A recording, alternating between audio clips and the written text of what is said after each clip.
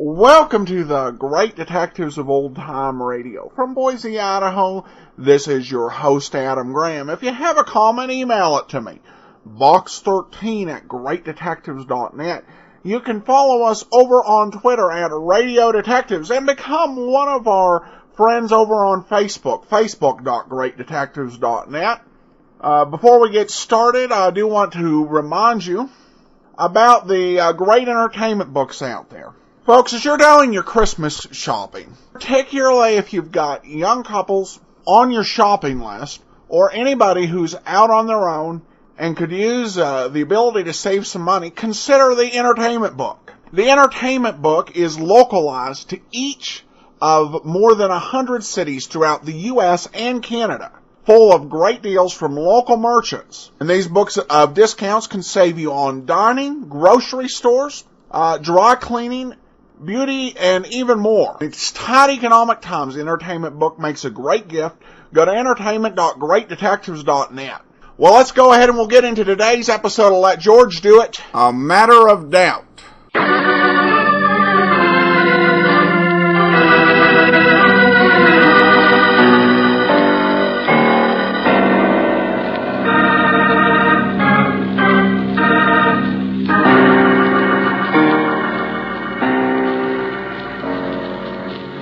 Standard of California, on behalf of independent Chevron gas stations and standard stations throughout the West, invites you to Let George Do It.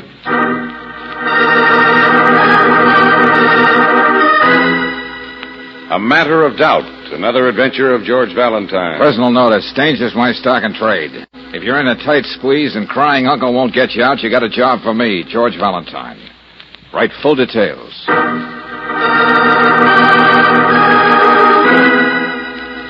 Dear Mr. Valentine, recently my young son Stephen has been hurt twice, and what he insists were just accidents. It's true they were the kind of things that might have happened to any active youngster, but I refuse to accept that explanation. And I believe all this goes back to the time Stephen told a fantastic story to the police about an altogether different matter.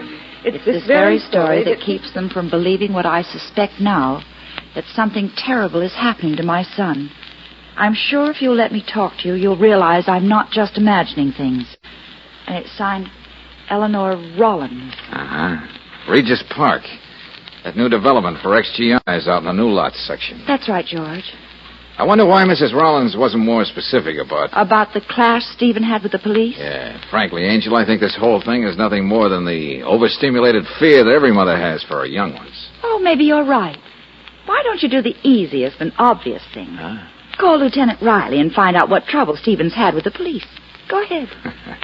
And that's the last thing in the world you want me to do, isn't it, Brooksy? Oh, I didn't say anything. No, but the way you didn't say it. I simply Since we've gone this far, let me go on reading your mind. You, being a woman, can tell the mother isn't just clucking like a hen. After all, I am a potential mother myself. And if I do decide to look into this hazy hassle, I should get all the dope firsthand from Mrs. Rollins herself. I don't want you to feel I'm talking you into this, Oh, George. no, nothing like that. Come on, grab that undernourished garden you call a hat, and let's get going, potential mother.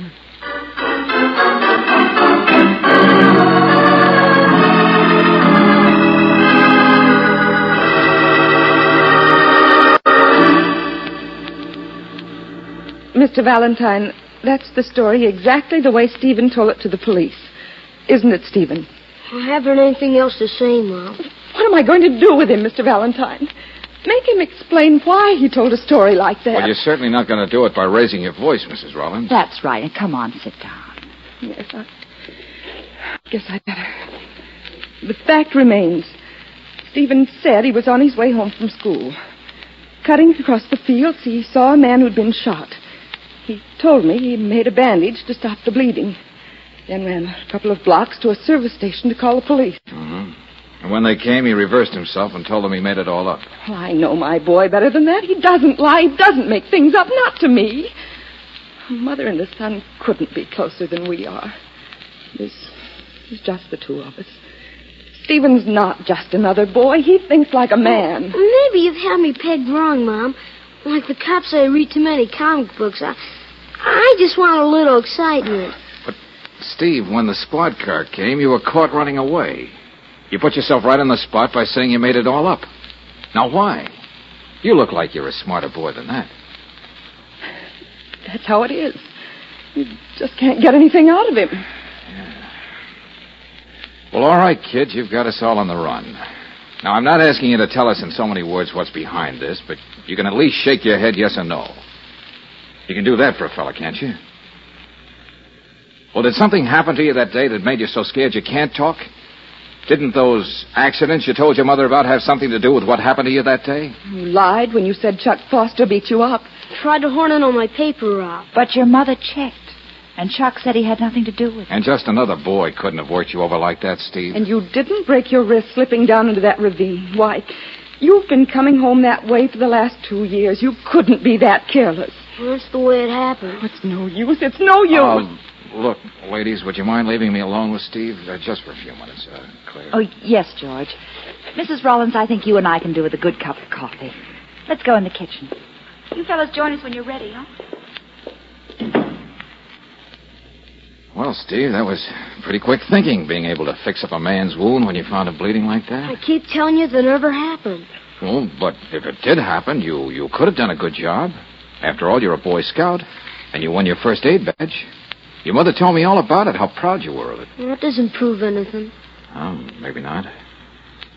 Say, how about this newspaper route you got? Business good? Good enough. Good enough to bring a little something into the house each week to help your mother? Well, I don't know what you're driving at. Well, I'm driving at this, Steve. You're not the kind of kid who lies and gets himself into a mess like this with the cops. That I'm sold on.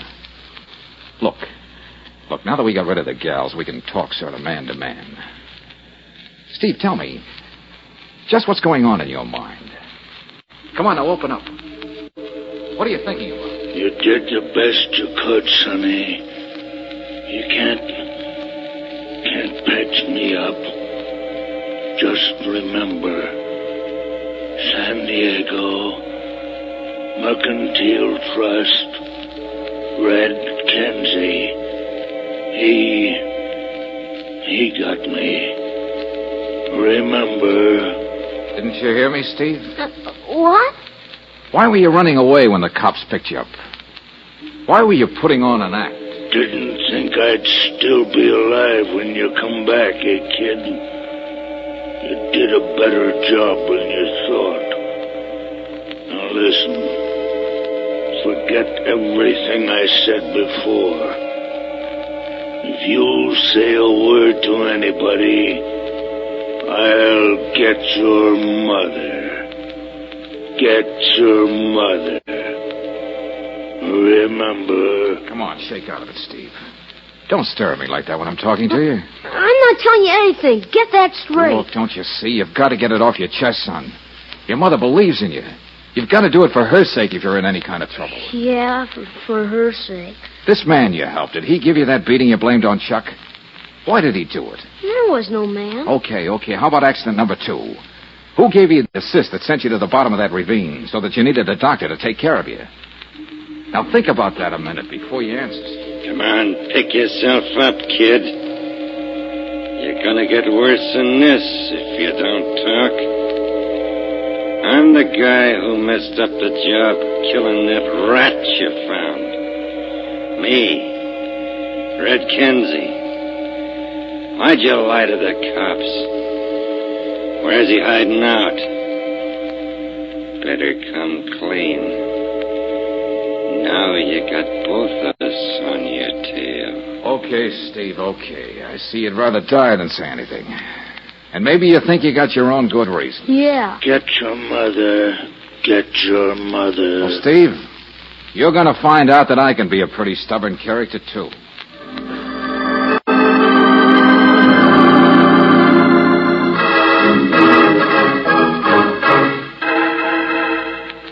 Valentine, you can't say I'm not cooperative. You asked for information on the capers of that kid, Steve Rollins, and I got it for you. Here. Thanks, Lieutenant Riley. Well, not much I didn't know before. Nothing we didn't know before. Just that he called and faked a story about finding a man shot in the neck on New Lots Road. My good friends, I'm sorry I can't enlarge on the kid's antics just to please you. He got off light as it was, playing games like that with the police. Okay, Riley, okay. Take it easy, will you? This wasn't meant to be an invitation to apoplexy. Yeah. How about those accidents? You just answered your own question, Miss Brooks. They were just accidents. Accidents and a jittery mother who's imagining a lot of boogeymen out to harm her little chick. Lieutenant, did it ever occur to you that mothers have a certain instinct about such things? And did it ever occur to you that I ought to know something about mothers, having had one myself? From the way you act, you'd think Mrs. Rollins was just put on earth to keep your colleagues from enjoying their pinochle in their various precinct stations. Is that so? Well, let me tell you that I... Whoa, now, let's break this up. Huh. Oh, yeah? Huh. Say, what's going on here anyway, Valentine? Why had your girlfriend suddenly decide to swarm all over me? Look, Riley, you touched a sore point with Brooksy, implying even the slightest fault in a mother. Who? Who, me? Well, there are only the three of us here, and I've learned by experience to keep my mouth shut on the subject. Why, I'm the staunchest defender motherhood ever had. Why, when I hear Mammy sung on the radio, I'm no good for days. Your sarcasm has all the grace of an elephant with a sprained ankle. Hey, look, kids, time out. Lest we forget one Stephen Rollins. Yeah, I wish I was allowed to forget him. Riley, I know a scared kid when I see one. I'm convinced there was a man that day, and Steve was handed a load of dynamite he's too young to know how to handle. Well, if that's what you think, there's nothing I can do about it. Granted. But if I can find something that seems to confirm what I believe, will you hop on the wagon with me? Well, you know better than that. Of course I will. Good. Okay, come on, Brooksy. We got to get back to Regis Park.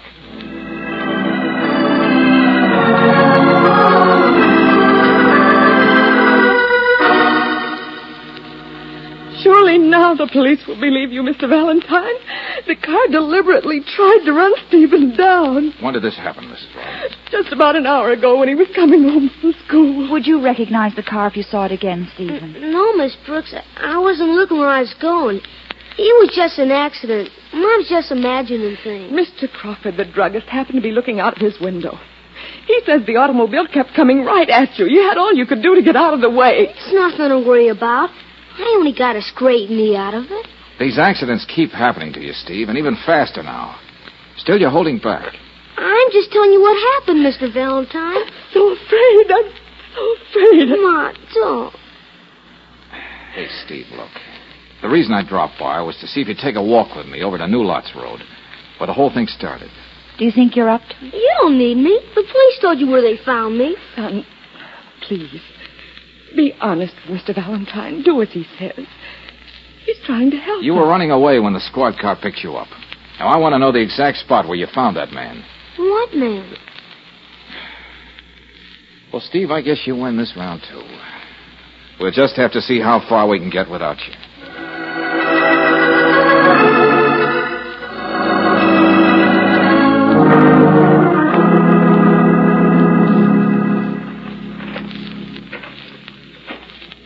Well, Brooksy, if the man was so seriously wounded, it stands to reason there had to be some sign of violence on the scene. Lucky we didn't have any rain the last couple of weeks. Yeah, but George, we're a good block away from New Lots Road and Downey Boulevard where they picked up Steve. I know, Angel, I know. The man probably was lying in all this tall grass and couldn't be seen from the road. But Steve would be cutting across these fields on his way home from school. Yeah, I see what you mean. Just a kid on his way home from school. Like any other day, minding his own business. And walking into something like this, whatever it is. Huh? Just like we've walked into something. Hey, that looks like a part of a man's shirt. The collar of a man's shirt, blood on it. Of course, he was shot in the neck. Stephen must have torn the collar off so he could get to the wound. Well, this didn't come from any $1.98 job either. It's part of a silk $20 creation. Our Mr. X is somebody in the chips. Oh, too bad we don't have the rest of the shirt. One like that usually sports a monogram over the left-hand pocket. Well, anyway, it sports a label. Jonathan's. That's the shop where they look down their noses if your bill runs under $200. No question about how fast we have to work now. No, Brooksy.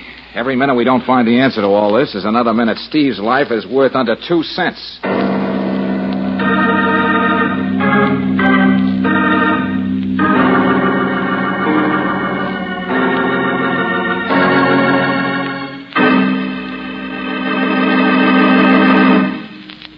return to tonight's adventure of George Valentine in just a moment.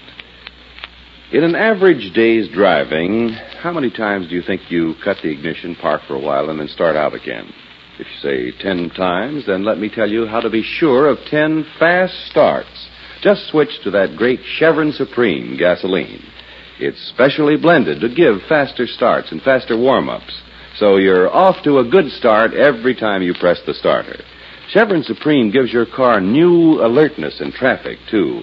Gives ping-free power that lifts you over the hills. In fact, for today's high-compression engines, you can't buy a better gasoline. Another thing, premium quality Chevron Supreme is climate-tailored. Tailored to the season and to the West's different temperature and altitude zones. So wherever you drive, go on Chevron Supreme, and you'll agree it gets the best out of your car. Ask for it at standard stations and at independent Chevron gas stations where they say and mean, we take better care of your car.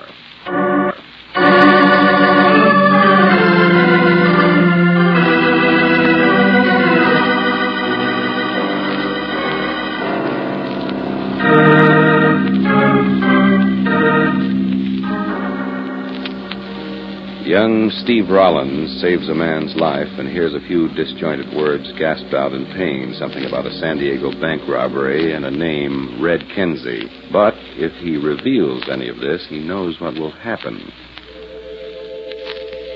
You tell anything you heard, kid, and I'll get your mother. Get your mother. Remember... But then the aforesaid Red Kenzie also puts his sentence of death over the boy if he doesn't repeat every word he heard. This is the squeeze you don't know a thing about as you try to find the reason for the series of strange accidents that have been happening to the youngster. In fact, all you do have is a single clue, the blood-stained collar of a man's shirt. And like George Valentine, you try to make the most of it. Hotchkiss? Yes, indeed. I happen to be interested in shirts. Well, you've certainly come to the right person. I wouldn't be the head of this department here at Jonathan's if I didn't know the importance of the shirt to the man. Oh, Mr. Valentine agrees with you so completely. He wouldn't think of going out in the morning without putting one on. Exactly, but I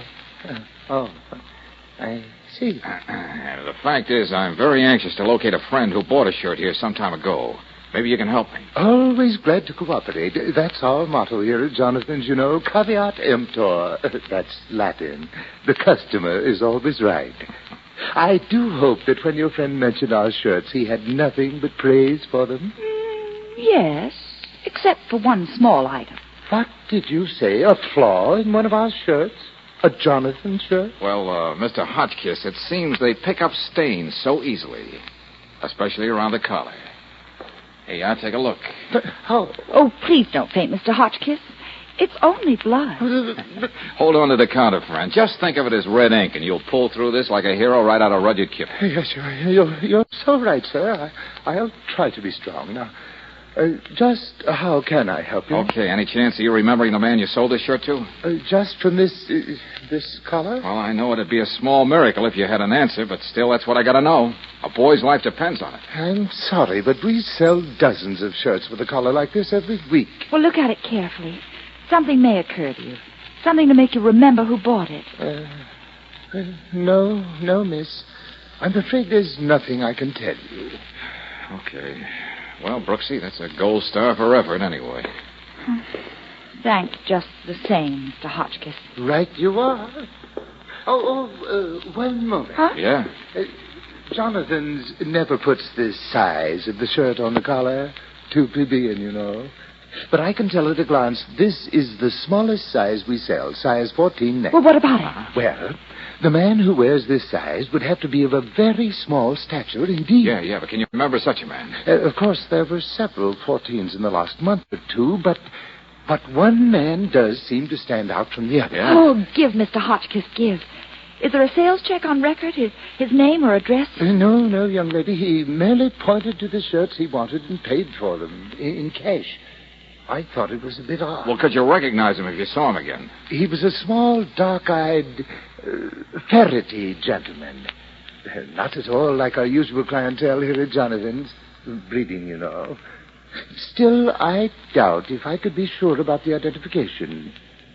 Does that help at all? Buster, we're fighting against time. Anything might help. That's most gratifying indeed. Brooksy, remind me to send this gentleman a shirt for Christmas.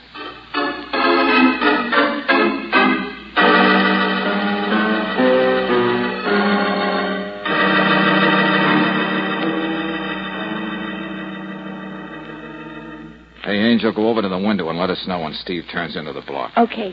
Lieutenant Riley, are you sure nothing can happen to my boy while he's out to the store? Not unless I have a very dumb flatfoot shadowing him, and I haven't, Mrs. Rollins.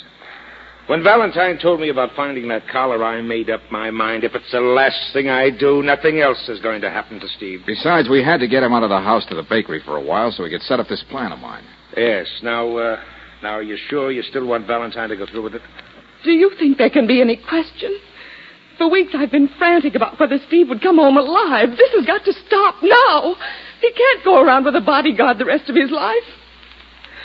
No matter what Mr. Valentine has to do to trick Stephen into telling us who's threatening him, it has to be done. Well, I realize it's a drastic step we're taking, Lieutenant, but, well, I'd like to avoid it. But do you think there's any chance of us going through the files and finding someone like this small, dark-eyed, ferrety individual? No, not a chance. Any harness bull can name you a dozen bookies and pool room sharks that would fit that description. Yeah, I guess so. Well, nothing to do but wait now. No sign of him yet. The squad car's here. All right, now look. As soon as the boy gets in sight, the empty ambulance will streak back to town, and I'll go out and hop in the squad car with the boys. Oh, it's so hard to understand, Mr. Valentine. Why my own son wouldn't confide in me no matter what trouble he was in. Look, I tried to tell you, Mrs. Rollins. If Steve refused to talk, it was not because he was afraid for himself, but for the only other person in the world who he cares a thing about. You, his mother. Oh, Steve. And that's the way I figured it. That's the way I'm playing it now, with Lieutenant Riley making it possible. George, come here, quick. Yeah, what is it, Brooksy, Steve? No. That car just going around the corner. Well? I thought it was funny the way it was parked there, and the man at the wheel staring at this house. What about Miss Brooks? Well, he didn't stick around a second after the squad car showed up. The driver. Anything like the description Hotchkiss gave us? No, just the opposite, George. Almost took up the whole front seat. Oh, great. That's all we need. Another interested party pops into the picture. Wait a minute, Lieutenant. Here comes Stephen now. Okay, Riley, give the ambulance a nod. Yeah, sure. Now, look, Brooksy, make sure Mrs. Rollins stays away from the window. Yeah, don't worry about that. Now, I'll beat it out the side door, and the rest is up to you, Valentine. Yeah, and that makes me feel just swell.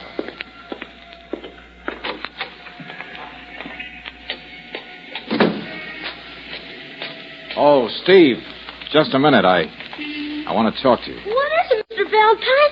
What happened? What's the matter? Now, look, don't fly off the handle, kid. Why are you talking to me this way? Tell me. You're not giving me a chance. I'm not blind. I just saw that ambulance drive away. I know, Steve. I know. And the police car in front of our house. What's it doing there? Well, I was coming to that. You don't have to bother. Something happened to my mother, and they just took her away. That's it, isn't it? If you'll just hold it a minute, son. I did everything that man told me to. Kept my mouth shut. But that wasn't enough for him. He hurt my mother anyway. Is my mother... No, she'll be all right. But who is this person you're talking about, Steve? Now, you got to tell me. We have to work fast. No, I'm not going to tell you anything. I've got some place to go. Look, Steve, you've got to tell me. I'm tired of being a good boy with marbles. Now I'm going to be a bad boy with a knife. Hey, wait a minute. Come back here. You're crazy. You're not going to stop me. Nobody is. What is it, George? What happened? Oh, the kid threw me a curve a mile wide. Instead of telling me the name of the guy with a punctured neck, he's on his way to take care of things himself. We've got to stop him. Come on, hurry, Brooksy. Get in the car. You take the wheel. Yeah, but... Take it slow and make sure you keep Steve in sight. Obviously, he knows where our man lives. Okay. Hey, Valentine, what's up? No time to explain, Riley. Just follow us.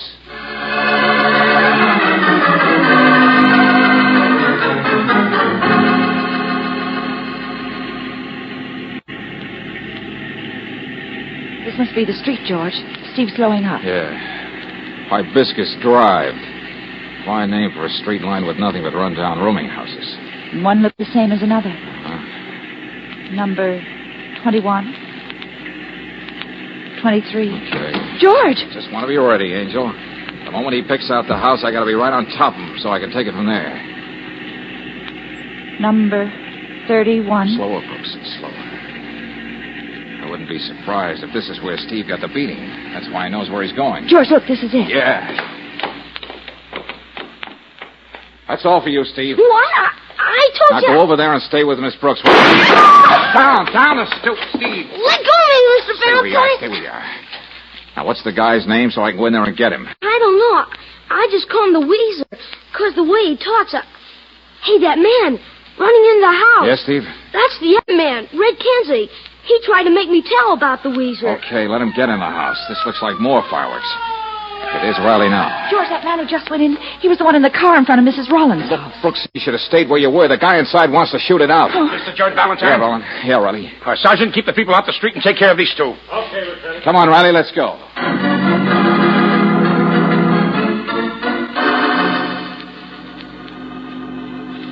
Will you make it snappy, lady? What room's this guy bedded down in? Now, how can I tell you, mister, if you don't even know the name of the tenant you're looking for? What's the answer to that one? Well, he's gonna be a small, skinny runt, dark eyes. Probably looks like the really rat he is. Oh, yeah, I know who you mean, the man in room 6.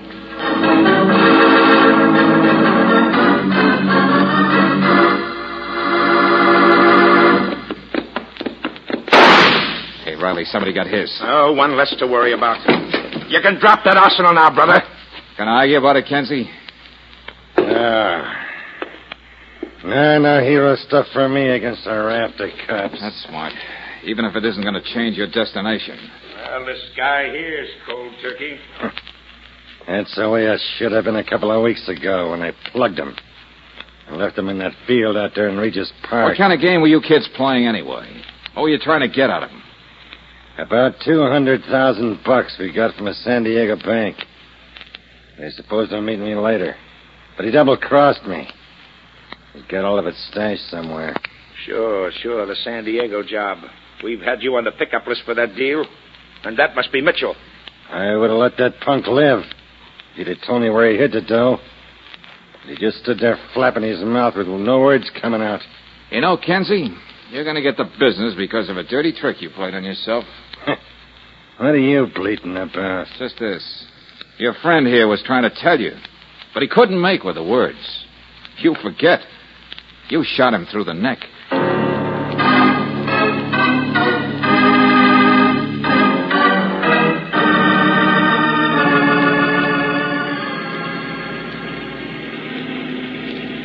Yes, Mr. Valentine. It was Kenzie who pushed me down the Selvins Gulch. And I recognized the Weeze when he tried to run me down today. They really had you between and betwixt, didn't they, Steve? Yeah, and I don't know what I'd have done if it weren't for you and Miss Brooks. But I just couldn't let anything happen to Mom. Well, looking back on it now, Steve, don't you think you should have confided in your mother? She would have found an answer. That's what mothers are for. Corny as it sometimes sounds, mothers do know best. Sure, I think I'd better warn you, Buster. You're going to be on the losing end of this argument. You're tangling with an authority on that particular subject. Huh? Don't listen to him, Steve. Mr. Valentine is just trying to be funny. Oh. Yeah, don't you listen to her. She's just trying to blacken my character. Oh. Steve, all you ever need to know about mothers, you'll learn from that lady up there on the porch. Go on, scram, kid. Don't keep your mom waiting.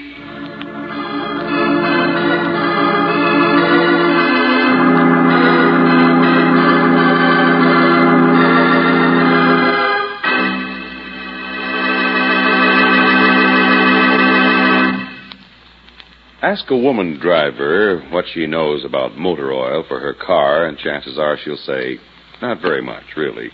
But when she uses RPM motor oil, don't be surprised to hear her say, I do know that RPM helps the family budget. And that's because the complete protection your car gets with RPM means a cleaner engine, fewer repair bills. Special compounds in RPM prevent the formation of gummy carbon and lacquer deposits. They fight off rust and corrosion by making the oil adhere to every inch of internal metal. That means protection for upper cylinder walls, the hot spots left bare and exposed to wear by ordinary motor oils. Even when you've parked your car, the adhering agent in RPM keeps a rust-proofing film of oil on vertical engine parts, usually drained bare. The economy of RPM is another reason why it's first choice in the West. Better get RPM tomorrow. Get it at independent Chevron gas stations and at standard stations where they say and mean we take better care of your car.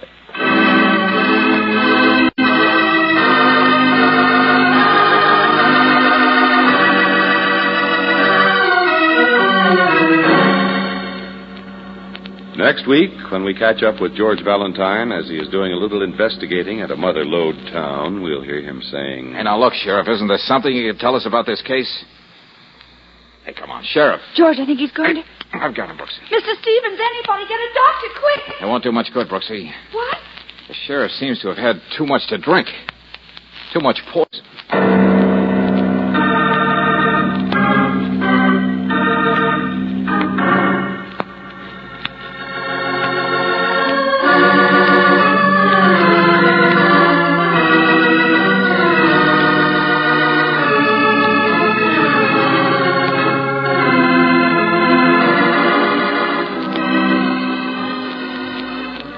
Tonight's adventure of George Valentine has been brought to you by Standard of California on behalf of independent Chevron gas stations and Standard stations throughout the West.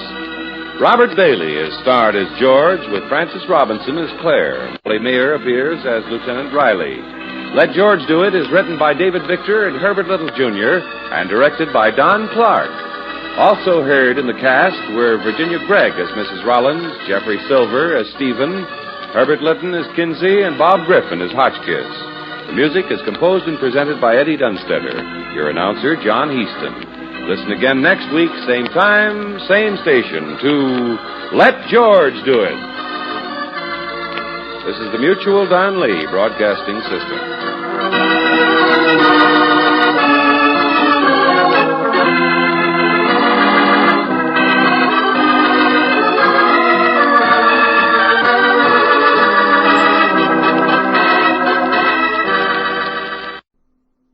Welcome back. One thing that I like about Let George Do It is that they don't do it in every episode, but they have some great episodes with these dramatic elements that really touch a chord with a human element here. This one I thought was very well done. I think the only way it could be more sweet would have been if they had aired it around Mother's Day. This aired on May 30th around Memorial Day, so a few weeks after Mother's Day. The one thing that I'm always curious about, whenever you have a child actor in an old-time radio program, is whether it's a real child actor. Because oftentimes you had these character actors who could do children's voices very well. In this case, the role of Stephen was actually played by a real child actor, a then 12-year-old Jeffrey Silver, who also played the role of Alexander Bumstead on the Blondie program. All right, well, we turn to listener comments. Cam comments, "Hey, Adam, love the show. You opened a whole new world to me. Thank you. I've been catching up on all the previous podcasts of the show, and I listened to the later intros to Let George Do It. I keep thinking his advertisement sounds vaguely familiar. Then I remembered a TV show from the 80s that had a similar intro. If you've got a problem and no one else can help, maybe you need to hire the A-Team." Of course, it has nothing to do with detective shows, but they got their idea from, but maybe they got their idea from some of the old radio shows like this one. Thanks. The big difference, of course, is that if Colonel Hannibal Smith ran his ad in the Los Angeles Times, for example, the series might not have lasted all that long. But I'm definitely open to the idea that, particularly when you look at shows from the 70s and 80s, that some of the people who helped to create these shows were, in fact, inspired by radio. I've been watching the Rockford Files off and on. I'm about halfway through season 1, and they have a couple references to Sam Spade in there. One episode I'm looking forward to is in season 3. There's an episode where Howard Duff, who played Sam Spade, actually makes a guest appearance on the Rockford Files. That's an interesting connection. All right, we have one more comment here. This is an iTunes review from Beach O. I love the old radio shows. Adam does a good job finding great shows. I wish his talking at a lower volume and was less harsh sounding. Sometimes I listen to these at night, and when he talks again at the end, which really isn't needed, it shocks me awake and all the joy of the story is lost.